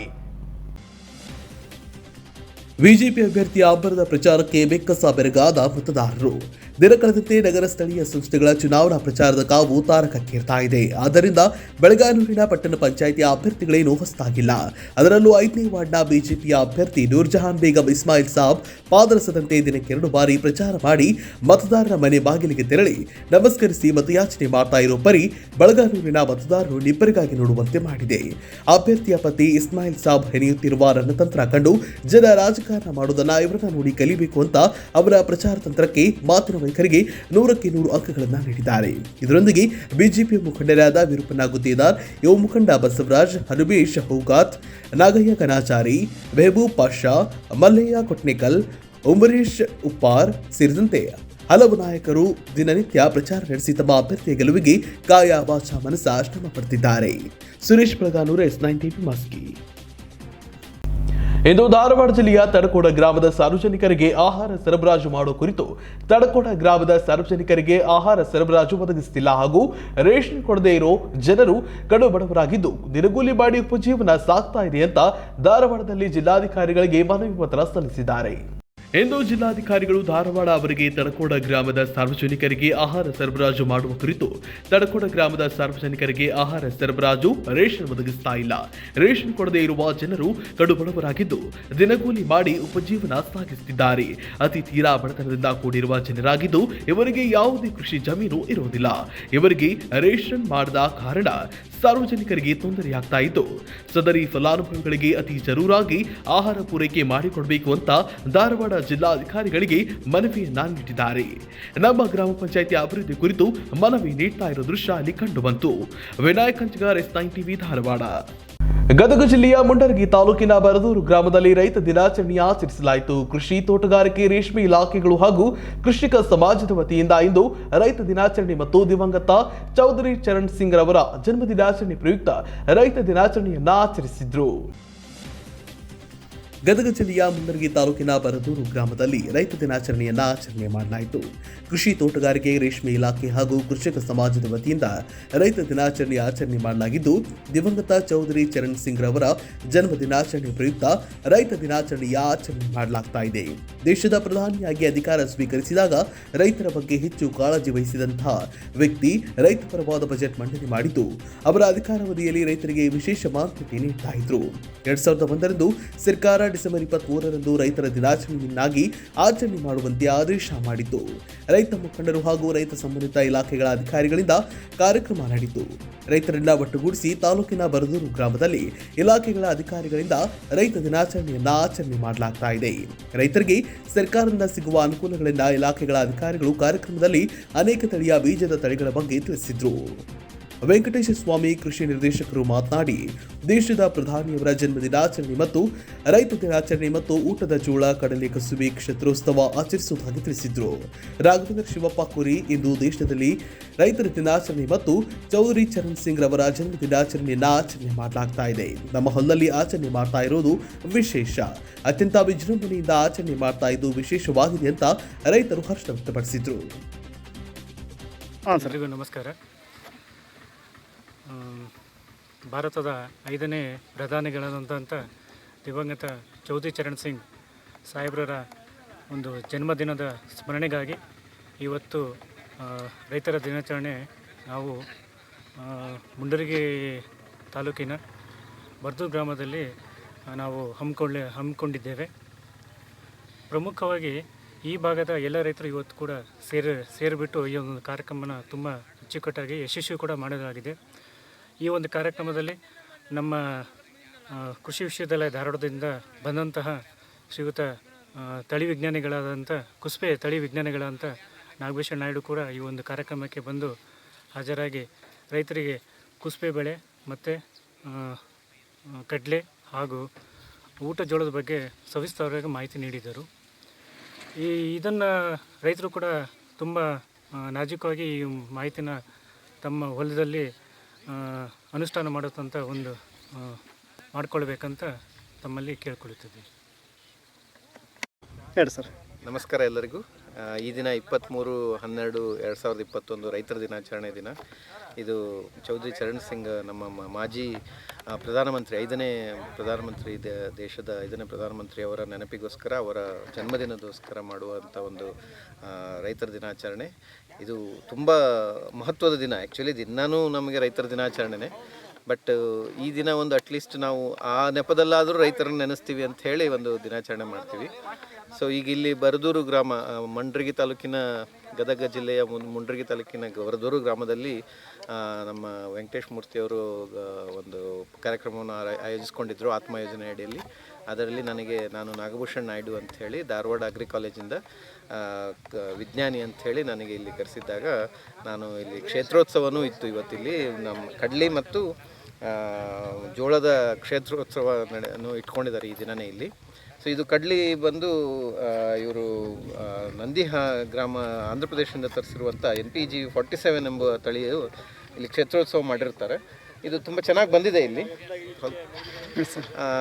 ಜೋಳನೂ ಇದು ರಾಹುರಿಯಿಂದ, ಮಹಾರಾಷ್ಟ್ರದಿಂದ ತಂದಿರುವಂಥ ಜೋಳ, ಅದನ್ನು ತುಂಬ ಚೆನ್ನಾಗಿ ಬಂದಿದೆ. ಬಟ್ ನಾವು ಇದಕ್ಕೆ ಸಮಾನವಾಗಿ ಇದೇ ಥರ ಇಳುವರಿ ಕೊಡುವಂತಹ ಧಾರವಾಡ ಕೃಷಿ ವಿಶ್ವವಿದ್ಯಾಲಯದ ತಳಿಗಳೂ ಇದ್ದಾವೆ. BGD 111-1 ಅಂಥೇಳಿ, 111-1 ಅಂಥೇಳಿ BGD 111-1 ಕಡ್ಲಿಯ ತಳಿಯು ತುಂಬ ಚೆನ್ನಾಗಿದೆ. ನಮ್ಮದು ಹೊಸ ತಳಿ, ಅದು ಧಾರವಾಡ ಅಗ್ರಿ ಕಾಲೇಜಿಂದ ಬಂದಿರುವಂಥ ಹೊಸ ತಳಿ. ಅದನ್ನು ಕೂಡ ರೈತರು ಪ್ರಯೋಗ ಮಾಡಬೇಕು ಅಂತೇಳಿ ನಾನು ಈ ಸಂದರ್ಭದಲ್ಲಿ ರಿಕ್ವೆಸ್ಟ್ ಮಾಡ್ಕೋತೀನಿ.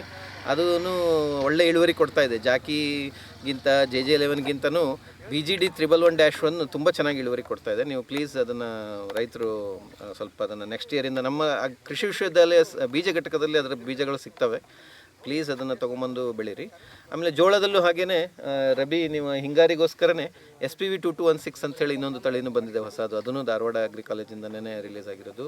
ಅದು ತುಂಬ ಚೆನ್ನಾಗಿದೆ. ಅದನ್ನು ಎತ್ತರವಾಗಿ ಬೆಳೀತದೆ, ಬಿಳಿ ಜೋಳ ಚೆನ್ನಾಗಿ ಬರ್ತದೆ. ಸೊ ಅದನ್ನು ನೀವು ಪ್ರಯತ್ನ ಮಾಡಬೇಕು ರೈತರು. ಇವೆರಡು ಕ್ರಾಪ್ ಅಲ್ಲದೆ ರಬಿಯಲ್ಲಿ ಹಿಂಗಾರಿಯಲ್ಲಿ ಬೆಳೆಯುವ ಕುಸುಬಿ ಬಗ್ಗೆನೂ ಎರಡು ಮಾತಾಡ್ತೀನಿ. ಕುಸುಬಿ ನಿಮ್ಗೆ ಗೊತ್ತಿದೆ, ಯಾವಾಗಲೂ ಅದರ ಎಣ್ಣೆ ಅಷ್ಟು ಒಳ್ಳೆ ಎಣ್ಣೆ ಯಾವುದೂ ಇಲ್ಲ ಅಂತಲೂ ಹೇಳ್ಬೋದು. ಶೇಂಗಾ ಎಣ್ಣೆ ಆಗಲಿ ಸೂರ್ಯಕಾಂತಿ ಎಣ್ಣೆಗಿಂತಲೂ ತುಂಬ ಚಲೋ ಎಣ್ಣೆ, ಅದು ತುಂಬ ಉತ್ತಮವಾದ ಆರೋಗ್ಯಕ್ಕೆ ಬೇಕಾದಂಥ ಎಣ್ಣೆ. ಅದರಲ್ಲಿ ಇದುವರೆಗೂ ಅಣ್ಣಿಗೇರಿ 1 A1 ಅಂಥೇಳಿ ಭಾಳ ತುಂಬ ಪ್ರಚಲಿತವಾದ ಒಂದು ತಳಿ ಇತ್ತು. ಅದನ್ನು ಈಗ ಒಂದು 2 ವರ್ಷದ ಹಿಂದೆ ಅಣ್ಣಿಗೇರಿ 2020 ಅಂತ ಹೊಸದೊಂದು ತಳಿ ರಿಲೀಸ್ ಆಗಿದೆ, ಬಿಡುಗಡೆ ಮಾಡಲಾಗಿದೆ ಅಣ್ಣಿಗೇರಿ ರಿಸರ್ಚ್ ಸ್ಟೇಷನ್ನಿಂದ. ರಾಘವೇಂದ್ರ ಕುರಿ ಸರ್, ಇಲ್ಲಿ 2 ಎಕರೆ 2 ಎಕರೆ ಜೋಳಕ್ಕೆ ಸರ್, ಒಂದು 20-25 ಎಕರೆ ಕಡಲಿಕ್ಕೆ ಸರ್, 2 ಎಕರೆ ಕೃಷಿ ಸರ್. ಯಾವ ಥರ ಇದು ಕೃಷಿ ಆಧಾರಿತನ ಅಥವಾ ಇದು ನೀರಾವರಿ ಇದು ಅಥವಾ ಬರುವಲ್ಲ? ಮಳೆ ಸರ್, ಮಳೆ ಡ್ರೈ ಲ್ಯಾಂಡ್ ಒಳಗೆ ಇಷ್ಟೊಂದು ಇದು. ಮಳೆ ಸರ್ ಇಲ್ಲ ಸರ್. ಏನು ಕಾರ್ಯಕ್ರಮ ಇದು? ಏನು ಕೃಷಿ ಇವತ್ತು ಕೃಷಿ ದಿನಾಚರಣೆ ಸರ್, ರೈತ ದಿನಾಚರಣೆ ಸರ್. ಆ ಕಾರ್ಯಕ್ರಮ ಕೃಷಿ ಇಲಾಖೆಯಿಂದ ಹಾಕೊಂಡು ಸರ್. ಕ್ಷೇತ್ರೋತ್ಸವ ಒಂದು ಕಡ್ಲಿ, ಅದು ಜೋಳ ಸರ್. ಬೆಳೆ ಚೆನ್ನಾಗಿ ಬರುತ್ತೆ ಸರ್. ಹಂಗಾಗಿ ಡೆಮೋ ಬೀಜ ಕೊಟ್ಟಿದ್ದು ಸರ್. ಯಾರು ಕೊಟ್ಟಿದ್ರು? ಕೃಷಿ ಇಲಾಖೆಯಿಂದ. ಕೃಷಿ ಇಲಾಖೆಯಿಂದ ಅವ್ರ ಬೀಜೋಪಚಾರ ಮತ್ತು ಔಷಧನ ಎಲ್ಲ ಅವರೇ ಕೊಟ್ಟಿದ್ರು. ಅದಕ್ಕೆ ಇದು ಯಾವ ಥರ ಬೆಳೆದೈತೆ ಅನ್ನೋದ್ರ ಇದ್ರ ಬಗ್ಗೆ ನೋಡೋಕೆ ಬಂದಿದ್ರು. ನೋಡಿ ಅದನ್ನು ಇದು ಮಾಡೋಕೆ ಸರ್ ನೀನು ಬಂದು ಸರ್ ಇನ್ಸ್ಪೆಕ್ಟ್ ಮಾಡಿ ಸರ್. ಚೆನ್ನಾಗಿ ಸರ್ ಮತ್ತು ಸೊಪ್ಪಿನ ಗಿರಿ ಸೊಪ್ಪು ಸರ್ ಬಂದು ಬಗ್ಗೆ ಹೊಲಕ್ಕೆ ಬಂದು ನೋಡಿ ಸರ್. ಇಲ್ಲ ಸರ್ ಇಲ್ಲ ಚೆನ್ನಾಗಿ ಸರ್ಫೀಲ್ಡ್ ನಾಳೆ ನಾವು ಕಾರ್ಯಕ್ರಮ ಮಾಡಿದ್ದು ಸರ್ ಅಂದು ಸರ್ ಮಾಡಿ ಸರ್ ಬೇಡ ಹೇಳಿ ಸರ್. ಮತ್ತೆ ಸರ್ ಇಲಾಖೆಯಿಂದ ಯಾವ ಸೌಲಭ್ಯ ಪಡೆದಿದೆ ತಾವು ಕೃಷಿ ಇಲಾಖೆಯಿಂದ? ಕೃಷಿ ಇಲಾಖೆಯಿಂದ ಸರ್ ನಾವು ಇಲ್ಲಿ ತಡಪಾಲು ಕೊಟ್ಟಿದ್ದು ಸರ್. ತಡಪಾಲು ಮತ್ತು ಬೀಜ ಮತ್ತು ಇದು ಸ್ಪ್ರಿಂಕರ್ ಪೈಪ್ ಸಹಿತ ಕೊಟ್ಟು ಸರ್. ಮೊದಲಾಗಿ ಕೃಷಿ ಭಾಗ್ಯ ಯೋಜನೆ ಒಳಗೆ ಕೆರೆ ಇತ್ತು ಸರ್. ಕೆರೆ ಒಳಗೆ ನಮಗೆ ಪೈಪ್ ಕೊಟ್ಟು ಸರ್, ಮೋಟ್ರ್ ಕೊಟ್ಟು ಸರ್. ಇದು ಸಾವಯವ ಕೃಷಿ ಪದ್ಧತಿ ರಾಸಾಯನಿಕ ಈ ಒಂದು ಪ್ಲಾಟ್ ಸರ ನಾವು ಮಾಡೋಕೆ ಮಾಡಿ ಸರ್. ಈ ವರ್ಷದ ಸಾವಯವ ಮಾಡೋಕೆ ಮಾಡಿ ಸರ್. ಇಷ್ಟು ಎಲ್ಲ ಇಷ್ಟು ಸ್ವಲ್ಪ ಕೆಮಿಕಲಿಂದ ನಾವು ಇದು ಮಾಡಿದ್ವಿ ಸರ್.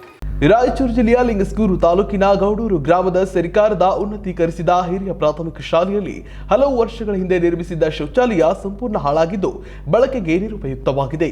ಸದ್ಯ ಶೌಚಾಲಯ ಸೌಲಭ್ಯ ಇಲ್ಲದೆ ಮಕ್ಕಳು, ವಿದ್ಯಾರ್ಥಿಗಳು, ಶಿಕ್ಷಕರು ಬಯಲಿನಲ್ಲಿಯೇ ಶೌಚಕ್ಕೆ ಪರದಾಡುವ ಶೋಚನೀಯ ಸ್ಥಿತಿ ನಿರ್ಮಾಣವಾಗಿದೆ. ಗ್ರಾಮ ಪಂಚಾಯಿತಿಯ ಅಧಿಕಾರಿಗಳಿಗೆ ಎಷ್ಟು ಬಾರಿ ಮನವಿ ಮಾಡಿದ್ರೂ ಪ್ರಯೋಜನವಾಗಿಲ್ಲ ಅಂತ ಶಿಕ್ಷಕರು ಆರೋಪಿಸಿದ್ದಾರೆ. ಈ ಬಗ್ಗೆ ಒಂದು ವರದಿ ಇಲ್ಲಿದೆ ನೋಡಿ. ಹೈಟೆಕ್ ಶೌಚಾಲಯ ನಿರ್ಮಾಣಕ್ಕಾಗಿ ಮನವಿಯನ್ನ ಸಲ್ಲಿಸಲಾಯಿತು. ರಾಯಚೂರು ಜಿಲ್ಲೆಯ ಲಿಂಗಸ್ಗೂರು ತಾಲೂಕಿನ ಗೌಡೂರು ಗ್ರಾಮದ ಸರ್ಕಾರಿ ಉನ್ನತೀಕರಿಸಿದ ಹಿರಿಯ ಪ್ರಾಥಮಿಕ ಶಾಲೆಯಲ್ಲಿ ಹಲವು ವರ್ಷಗಳ ಹಿಂದೆ ನಿರ್ಮಿಸಿದ್ದ ಶೌಚಾಲಯ ಸಂಪೂರ್ಣ ಹಾಳಾಗಿದ್ದು ಬಳಕೆಗೆ ನಿರುಪಯುಕ್ತವಾಗಿದೆ. ಸದ್ಯ ಶೌಚಾಲಯದ ಸೌಲಭ್ಯ ಇಲ್ಲದೆ ಶಿಕ್ಷಕರು, ಮಕ್ಕಳು ಬಯಲಿನಲ್ಲಿಯೇ ಶೌಚಕ್ಕೆ ಪರದಾಡುವ ಶೋಚನೀಯ ಸ್ಥಿತಿ ನಿರ್ಮಾಣವಾಗಿದೆ. ಗ್ರಾಮ ಪಂಚಾಯಿತಿ ಅಭಿವೃದ್ಧಿ ಅಧಿಕಾರಿಗಳಿಗೆ ಎಷ್ಟೇ ಬಾರಿ ಮನವಿ ಮಾಡಿದ್ರೂ ಯಾವುದೇ ಪ್ರಯೋಜನವಾಗಿಲ್ಲ ಅಂತ ಶಿಕ್ಷಕರು ಆರೋಪಿಸಿದ್ದಾರೆ. ಸರ್ಕಾರವು ಪ್ರತಿಯೊಂದು ಸರ್ಕಾರಿ ಶಾಲೆಗಳಲ್ಲಿ, ಇಲಾಖೆಗಳಲ್ಲಿ ಶೌಚಾಲಯದ ಬಳಕೆ ಕಡ್ಡಾಯ ಮಾಡಿರೋದು ಕೇವಲ ಆದೇಶಕ್ಕೆ ಮಾತ್ರ ಸೀಮಿತವೇ ಎಂಬ ಅನುಮಾನ ಮೂಡ್ತಾ ಇದೆ.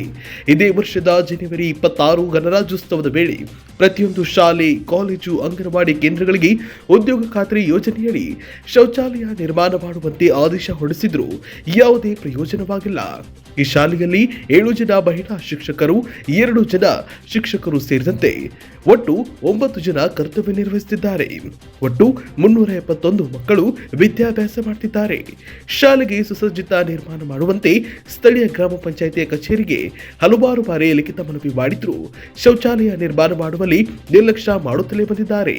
ಈ ಕಾರಣಕ್ಕಾಗಿ ಪ್ರಾಥಮಿಕ ಶಾಲೆಯಲ್ಲಿ ಇಂದು ಮತ್ತೊಮ್ಮೆ ಗ್ರಾಮದ ಹಿರಿಯ ಮುಖಂಡರು, ಗ್ರಾಮ ಪಂಚಾಯಿತಿ ಸದಸ್ಯರು, ಶಿಕ್ಷಕರು ಸೇರಿ ಗ್ರಾಮ ಪಂಚಾಯಿತಿಯ ಬಿಲ್ ಕಲೆಕ್ಟರ್ ಶಿವಣ್ಣ ಅವರಿಗೆ ಮನವಿ ಸಲ್ಲಿಸಿದ್ರು. ಯಾರಿದ್ರ ಬಗ್ಗೆ ಏನೂ ಕ್ರಮ ತಗೋತಾ ಇಲ್ಲ. ಅದಕ್ಕೆ ದಯವಿಟ್ಟು ನೀವು ಮಾಧ್ಯಮದವರು ಇದಕ್ಕೆ ಒಳ್ಳೆಯ ರೀತಿಯಿಂದ ನೀವು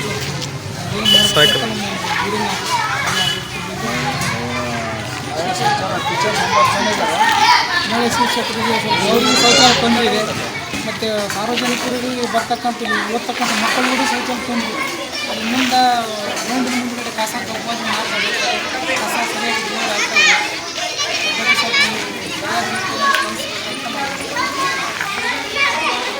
ಈ ಸಂದರ್ಭದಲ್ಲಿ ಶಾಲೆಯ ಎಲ್ಲ ಶಿಕ್ಷಕರು, ಗ್ರಾಮದ ಹಿರಿಯರಾದ ರಾಜಯ್ಯ ಸ್ವಾಮಿ ಗಣಾಚಾರಿ, ರಾಜ ಗುರುರಾಜ ನಾಯಕ್, ಬಾಳಿಂಗರಾಯ, ರಾಮಣ್ಣ ನಾಯ್ಕ, ಚಂದ್ರಶೇಖರ ಬಸವರಾಜ್, ಗ್ರಾಮ ಪಂಚಾಯಿತಿಯ ಸದಸ್ಯರಾದ ರಮೇಶ್ ಅಗಸಿನಮನೆ, ಹುಣಸೆಮ್ಮ ಸೇರಿದಂತೆ ಇನ್ನಿತರರು ಉಪಸ್ಥಿತರಿದ್ದರು.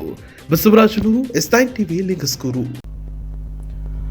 ಇದಿಷ್ಟು ಹೊತ್ತಿನ S9 ಟಿವಿ ನ್ಯೂಸ್. ನಿರಂತರ ಸುದ್ದಿಗಾಗಿ ನೋಡ್ತಾ ಇರಿ S9 ಟಿವಿ. ಸುದ್ದಿ ನಿಮ್ಮಿಂದ, ಸದ್ದು ನಮ್ಮಿಂದ.